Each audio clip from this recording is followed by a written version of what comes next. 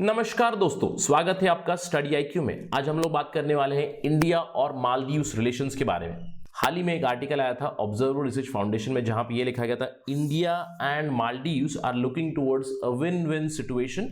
In fact अगर हम लोग पिछले 2 साल की बात करें तो ये काफी विन विन सिचुएशन है। जब से मोहम्मद इब्राहिम सोली आए हैं मालदीव्स में, तब से इंडिया और मालदीव्स के रिलेशंस काफी अच्छे हो गए हैं। इस पर्टिकुलर वीडियो में हम लोग देखेंगे कि क्या है रीसेंट डेवलपमेंट्स, क्यों हम लोग इस पर्टिकुलर चीज के बारे में बात कर रहे हैं और कैसे इंडिया को और अलर्ट रहना चाहिए अपने नेबरहुड में, specifically with respect to Maldives. So let us begin the discussion. लेकिन उससे पहले मैं हूं आपका दोस्त राहुल सायगांवकर। अगर आप मुझे फॉलो करना चाहते हैं, you can follow me on the ID Rahul Sai 222। मेरा इंस्टाग्राम का आईडी यही है। अगर आपको कोई डाउट है, अगर आप मुझसे जुड़ना चाहते हैं, you can directly message me and ask your questions. इसके अलावा स्टडी आईक्यू आपके लाए है Diwali discount. More than 50% discount is available on UPSC courses on study IQ. Please avail the discount. तो पहले तो मैं खबर पे आता हूं, क्यों हम लोग इंडिया और मालदीव्स के बारे में बात कर रहे हैं। हाल ही में नवंबर 3 तारीख को मालदीव्स ने अपना विक्ट्री डे सेलिब्रेट किया और उनका विक्ट्री डे का सिंबल है ये। विक्ट्री डे नवंबर 3 को सेलिब्रेट किया जाता है।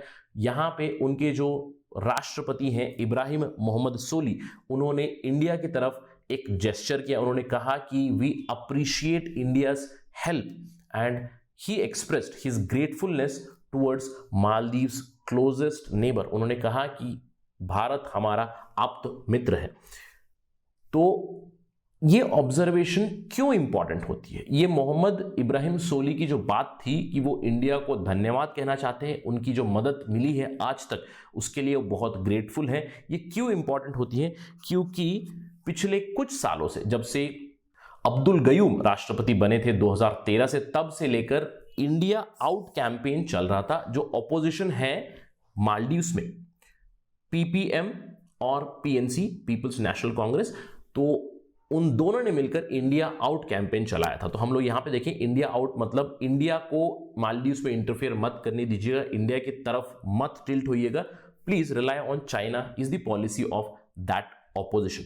तो अभी फिलहाल मालदीव्स में ये सिचुएशन है कि मालदीव्स में जो ऑपोजिशन है वो इंडिया के पक्ष में नहीं होते हैं, और जो भी रूलिंग पार्टी है इब्राहिम मोहम्मद सोली की, वो इंडिया की तरफ है। तो चलिए देखते हैं क्या रहा है अभी तक का रिलेशंस इंडिया और मालदीव्स का। तो सबसे पहले रिलेशन में घुसने से पहले मैं आपको ऑपरेशन कैक्टस के बारे में बताना चाहता हूं, क्योंकि नवंबर 3 जो विक्ट्री डे है मालदीव्स का, वो ऑपरेशन कैक्टस से जुड़ा हुआ है। 1988 में श्रीलंका के कुछ तमिल मर्सिनरीज थे जिन्होंने मालदीव्स में कब्जा करने की कोशिश की थी। तब सरकार थी मौमून अब्दुल गयूम की, जो अभी एंटी इंडिया है। 1988 में तब इंडिया ने ही उनको बचाया था। एक कू अटेम्प्ट किया जा रहा था श्रीलंकन तमिल मर्सिनरीज द्वारा, और तब इंडिया की जो ट्रूप्स थी वो बचाने के लिए चली गई थी मौमून अब्दुल गयूम और उनकी सरकार को। इनफैक्ट इस पर्टिकुलर ऑपरेशन में इंडिया के सोल्जर्स ने बहुत शौर्य दिखाया था। बिना किसी नेविगेशनल एड के इन्होंने इस कू अटेम्प्ट को स्टॉप किया था। और अगर हम लोग इस ऑपरेशन की बात करें, जो तमिल मर्सनरीज थे उन्होंने काफी सारे मालदीवियंस को मार गिराया था। 18 मालदीवियंस को मार गया था, जिसमें 9 सोल्जर्स भी थे। लेकिन इंडिया के ऑपरेशन में 0 फैटेलिटी थी, कोई नहीं मरा था। सारे मर्सनरीज को खत्म कर दिया गया था या फिर वो भाग गए थे। तो तब से लेकर नवंबर 3 को मालदीव्स विक्ट्री डे सेलिब्रेट करता है, क्योंकि उस दिन उनका देश बच गया था। क्योंकि अगर वो कू हो जाता तो मर्सिनरीज मालदीव्स के ऊपर कब्जा कर लेते, इससे इंडिया ने उनको बचाया। तो इसलिए भी मोहम्मद इब्राहिम सोली ने इंडिया को ग्रैटिट्यूड या थैंक यू कहा है। लेकिन इसके अलावा भी बहुत सारी चीजें हैं। तो चलिए सबसे पहले देखते हैं इन जनरल इंडिया और मालदीव्स का ओवरव्यू क्या रहा है। अगर हम लोग देखें मालदीव्स कब एक राष्ट्र बना, 1965 में मालदीव्स इंडिपेंडेंट हुआ, और भारत एक पहला कंट्री था जिन्होंने जल्द से जल्द डिप्लोमेटिक रिलेशंस सेटअप किए मालदीव्स के साथ। इसके बाद इंडिया ने 1976 में जो भी मैरिटाइम डिस्प्यूट था हम में और मालदीव्स के बीच, उसको रिजॉल्व कर दिया जल्द से जल्द। 1987 में एक कॉम्प्रिहेंसिव ट्रेड अग्रीमेंट भी साइन किया मालदीव्स के साथ, जिससे रिलेशंस काफी अच्छे हुए। इनफैक्ट इंडिया ने मालदीव्स को सार्क में भी इंडक्ट किया। 1985 में जब सार्क की स्थापना हुई तो Maldives was added into SAARC. उसके अलावा 1988 ऑपरेशन कैक्टस के बारे में उनको बात की, जिससे relations are on the up trend. तो इन जनरल इंडिया और मालदीव्स के बीच रिलेशंस काफी अच्छे रहे हैं। जब से मालदीव्स राष्ट्र बना है तब से ही अच्छे रहे हैं। लेकिन अगर मैं रीसेंट डेवलपमेंट्स की बात करूं तो इंडिया और Maldives relations they have seen ups and downs. तो अब तो मैंने आपको बता दिया ऑपरेशन कैक्टस तक, लेकिन उसके बाद बहुत डाउन भी आए हैं। क्यों? एक तो एक्सटर्नल फैक्टर्स है, एक तो चाइना है ही है। चाइना ने इंडिया के नेबरहुड में इंडिया को प्रताड़ित कर रखा है, तो मालदीव्स में भी उन्होंने कुछ कुछ किया हुआ है जरूर। इसके अलावा कुछ डोमेस्टिक फैक्टर्स भी हैं, जैसे कि कोई स्पेसिफिक पार्टी मालदीव्स में आती है वो एंटी इंडियन है, कुछ प्रो इंडियन है। तो अगर मैं रीसेंट डेवलपमेंट की बात करूं, मैं 2013 से बात करना चाहता हूं। 2013 में जब अब्दुल्ला यामीन राष्ट्रपति बने तब से ही इंडिया आउट कैंपेन चल रहा है, तब से ही इंडिया और मालदीव्स के बीच दूरी बढ़ती हुई जा रही है। 2015 में भारत के प्रधानमंत्री ने भी मालदीव्स का दौरा कैंसिल किया। 2013 से लेकर जब से अब्दुल्ला यामीन सरकार आई थी तब से लेकर कंटिन्यूअसली उनका टिल्ट चाइना की तरफ था, ना कि इंडिया की तरफ। इनफैक्ट 2016 में मालदीव्स ने एक आइलैंड लीज भी दिया है, फेदू फिनोलू करके, उसको चाइना को उन्होंने लीज दे दिया है 50 साल के लिए। साथ ही साथ उन्होंने चाइना की बेल्ट एंड रोड इनिशिएटिव को भी एंडोर्स किया है। 2017 में उन्होंने चाइना के साथ एक फ्री ट्रेड अग्रीमेंट भी साइन किया है। पाकिस्तान का ऑलरेडी फ्री ट्रेड अग्रीमेंट है, मालदीव्स ने भी साइन किया है। और 2018 में तो एक बहुत ही रेडिकल स्टेप आया था, इंडिया ने 2 हेलीकॉप्टर गिफ्ट किए थे मालदीव्स को उनकी खुद की सिक्योरिटी के लिए, जिसको उन्होंने वापस कर दिया था इंडिया को। तो हम देख सकते हैं एक डाउन ट्रेंड आया था 2013 से लेकर, लेकिन 2018 से फिर से हम लोग एक अप ट्रेंड देख सकते हैं, क्योंकि सरकार बदल चुकी है मालदीव्स में। अब्दुल्ला यामीन राष्ट्रपति नहीं है। 2018 नवंबर में इब्राहिम मोहम्मद सोली इलेक्शन जीत चुके हैं, और जब से वो राष्ट्रपति बने हैं इंडिया और मालदीव्स के रिश्ते अच्छे हो चुके हैं। हम कह सकते हैं कि विन विन सिचुएशन आ चुका है इंडिया और मालदीव्स में। जैसे ही वो राष्ट्रपति बने अगले ही महीने उन्होंने इंडिया को विजिट किया और multiple memorandum of understanding sign किए और बहुत सारे अग्रीमेंट्स भी साइन किए। इंडिया ने भी इसको रीपे किया। इंडिया ने बहुत ही जल्द $1.4 बिलियन का असिस्टेंस दिया मालदीव्स को उनकी सोशियो इकोनॉमिक डेवलपमेंट के लिए। दिसंबर 2018 में इंडिया और मालदीव्स के बीच बायलैटरल एक्सरसाइजेस हुए, उसका नाम था एक्वेरिन।